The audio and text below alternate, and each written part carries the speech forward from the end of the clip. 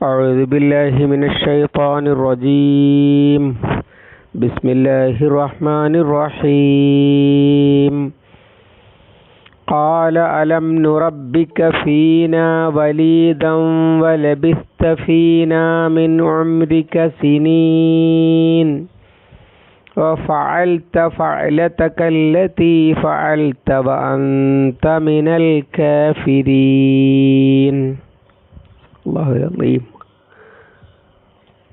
അശ്ശൂറാ 18-19. ഖാല ഫിർഔൻ പറഞ്ഞു, അല്ലെങ്കിൽ ഫിർഔൻ ചോദിച്ചു, അലം നുറബ്ബിക, ഞങ്ങൾ നിന്നെ വളർത്തിയില്ലേ, ഫീന, ഞങ്ങളിൽ, വലീദൻ, വലീദായിട്ട്, അഥവാ കുട്ടിയായിട്ട് എന്നർത്ഥം. വലബിസ്ത, നീ താമസിക്കുകയും ചെയ്തില്ലേ, അഥവാ അലം ലബിസ്ത എന്നർത്ഥം. ഫീന, ഞങ്ങളിൽ, മിൻ ഉംരിക, നിന്റെ ആയുസ്സിൽ നിന്ന്, സിനീൻ, വർഷങ്ങൾ. വഫഅൽത, നീ ചെയ്യുകയും ചെയ്തില്ലേ, ഫഅലതക, നിന്റെ ചെയ്തി, അല്ലതി ഫഅൽത, നീ ചെയ്തതായ, വഅൻത, നീ, മിനൽ കാഫിരീൻ, നന്ദി കെട്ടവരിൽ പെട്ടവനാകുന്നു. മൂസ അലൈഹിസ്സലാമും ഹാറൂൻ അലൈഹിസ്സലാമും കൂടി അല്ലാഹു സുബ്ഹാനഹു വ തആല ഏൽപ്പിച്ചതനുസരിച്ച് ഫിറൗനിൻ്റെ അടുത്ത് ചെന്നു. അഥവാ അള്ളാഹു പിന്തുണ വാഗ്ദാനം ചെയ്തപ്പോൾ, ഇന്നാ മഅക്കും മുസ്തമിഊ എന്ന് പറഞ്ഞില്ലേ, അങ്ങനെ പിന്തുണ വാഗ്ദാനം ചെയ്തപ്പോൾ പിന്നെ താമസമൊന്നും ഉണ്ടായില്ല, നേരെ ഫിറൗനിൻ്റെ അടുത്തേക്ക് ചെന്നു. എന്നിട്ട് അള്ളാഹു പറയാൻ പറഞ്ഞതുപോലെയൊക്കെ പറഞ്ഞു. അഥവാ ഞങ്ങൾ നിന്റെ റബ്ബിൻ്റെ 2 ദൂതന്മാരാണ്, ഇന്നാ റസൂല റബ്ബിക്ക, ഇവിടെ പറഞ്ഞത് ഇന്നാ റസൂലു റബ്ബിൽ ആലമീൻ. അതുപോലെ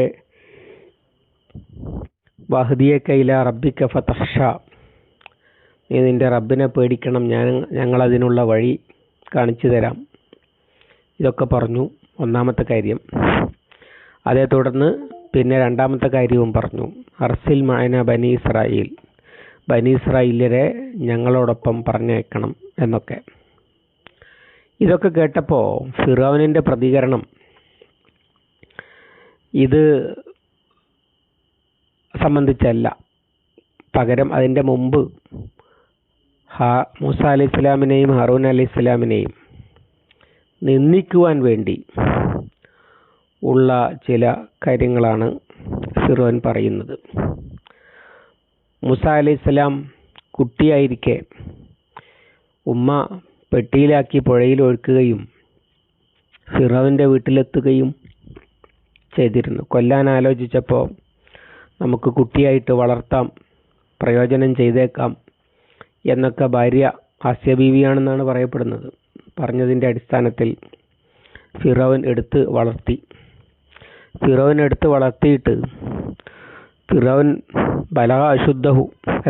മൂസ അലൈഹി സ്വലാം ബലഗ അശുദ്ധഹു, അദ്ദേഹത്തിൻ്റെ ശേഷിയെത്തി യുവാവായി മാറിയപ്പോഴാണ് പുറത്തേക്ക് ഇറങ്ങിയപ്പോൾ കിബിത്തിയും ഇസ്രായേലിയനും കൂടി കിബിത്തി ഇസ്രായേലിയനെ മർദ്ദിക്കുന്നത് കണ്ടത്. ഇസ്രായേലിയനെ സഹായിക്കാൻ വേണ്ടി ചെന്നൊന്ന് കൊടുത്തു. അതോടുകൂടി അവൻ്റെ കഥ കഴിഞ്ഞു. ഇതേ തുടർന്ന് മൂസ അലൈഹി സ്വലാമിനെ കൊല്ലണമെന്ന് നേരത്തെ അഭിപ്രായമുള്ള പ്രഭുക്കന്മാർ സമ്മർദ്ദം ചെലുത്തുന്നുണ്ട് എന്നുള്ള വിവരം ചോർന്നു കിട്ടി. അങ്ങനെയാണ് മദീനയിലേക്ക് രക്ഷപ്പെടുന്നത്. 8-10 കൊല്ലം അവിടെ ആടുമെച്ച് തിരിച്ചു വരുമ്പോഴാണ് നുബുവത്ത് ഏൽപ്പിക്കുന്നത്.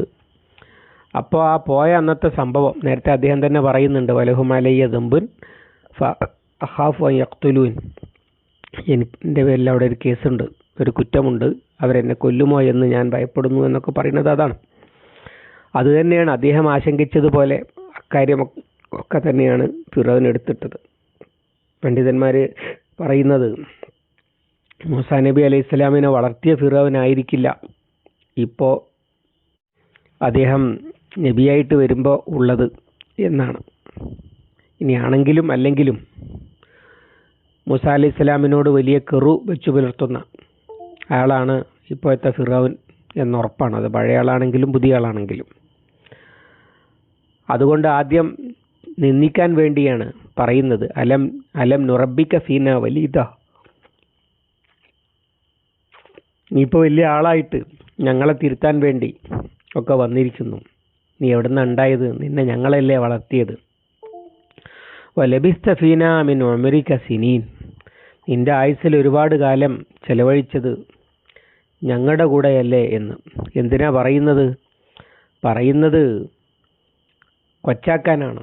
അഥവാ നീ വലിയ ആളാവണ്ട, ഞങ്ങൾ വളർത്തിയെടുത്തതാണ്, നിന്നെ ഞങ്ങൾക്കറിയാം എന്നൊക്കെയാണ്. പിന്നീട് ആ പഴയ ആരോപണവും വലിച്ചിട്ടു. ഫായലത്തക്കല്ലെത്തി ഫായൽത്ത വാന്ത മിനൽ കാഫിരീൻ, ഫായലത്തക്ക നീ നിന്റെ ചെയ്തിട്ടുണ്ട്, അല്ലത്തീ ഫായൽത്ത നീ ചെയ്തതായ. പൊതിഞ്ഞാണ് സംസാരിക്കുന്നത്. നീ ആ മറ്റേ കാര്യം ചെയ്തു പോയവനല്ലേ ഇവിടെ നിന്ന് എന്നൊക്കെ പറയുന്നത് പോലെ ഒരു വർത്തമാനമാണ്. നീ നിന്റെ ചെയ്തവനല്ലേ എന്ന് പറയുന്നത്. അതും അതിനാണ്. അഥവാ അള്ളാഹുവിൻ്റെ റസൂലാണ്, അള്ളാഹ്ക്ക് കീഴ്പ്പെടണം എന്നൊക്കെ പറഞ്ഞുകൊണ്ട് വരാൻ നീ ആരാണ്? നീ പണ്ട് ഇങ്ങനെ ചെയ്തവനല്ലേ എന്ന് ചോദിക്കുകയാണ്. വാന്ത മിനൽ കാഫിരീൻ, നീ നിഷേധികളിൽപ്പെട്ടവനാണെന്നാണ് നേരെ അർത്ഥം പറഞ്ഞാൽ കിട്ടുക. ഇവിടെ കുഫ്ർ എന്നത് ശുക്രിൻ്റെ വിപരീതമായിട്ടാണ് ഉപയോഗിച്ചിട്ടുള്ളത്. അഥവാ നിന്നെ ഞങ്ങൾ നല്ല നിലക്ക് വളർത്തിയെടുത്തിട്ട് നീ നന്ദികേടാണ് കാണിച്ചത്, ഞങ്ങളിൽപ്പെട്ട ഒരാളെ തന്നെ കൊല്ലുകയാണ് ചെയ്തത്, നീ നന്ദിയില്ലാത്തവരിൽപ്പെട്ടവനാണ് എന്നാണ് ഫിറോൻ പറയുന്നത്. ഇനി അതിൻ്റെ ഈ അവതരണകാലത്തുള്ള വശം ആണല്ലോ. നബി സല്ലല്ലാഹു അലൈഹി വസല്ലമക്ക് ആശ്വാസമാകുന്നതിന് വേണ്ടിയാണ് ഇത് പറയുന്നത് എന്ന് നമ്മൾ തുടക്കത്തിൽ പറഞ്ഞിട്ടുണ്ടല്ലോ. നബി സല്ലല്ലാഹു അലൈഹി വസല്ലമയെക്കാളും വലിയ പ്രയാസമാണ് മൂസാ അലൈഹി സ്വലാം നേരിട്ടത്. അഥവാ മുഹമ്മദ് സല്ലല്ലാഹു അലൈഹി വസല്ലമയെ ബനു ഹാഷിം സംരക്ഷിക്കുകയായിരുന്നു. മറ്റുള്ളവർക്കൊന്നും കൊല്ലാൻ വിട്ടുകൊടുക്കാതിരിക്കുകയായിരുന്നു.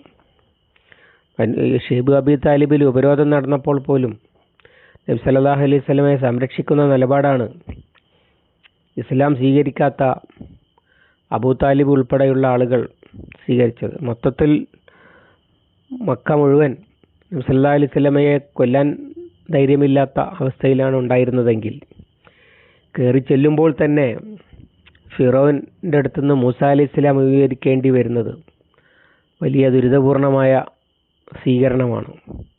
അഥവാ നിന്നെ ഞങ്ങൾ നോക്കിയിട്ട് നീ നന്ദി കാണിച്ചിട്ടില്ല എന്നും നീ ഞങ്ങളോട് അക്രമം ചെയ്തിട്ട് പോയവനാണ് എന്നൊക്കെ പറഞ്ഞ് നിന്ദിച്ചുകൊണ്ടാണ് സ്വീകരിക്കുന്നത്.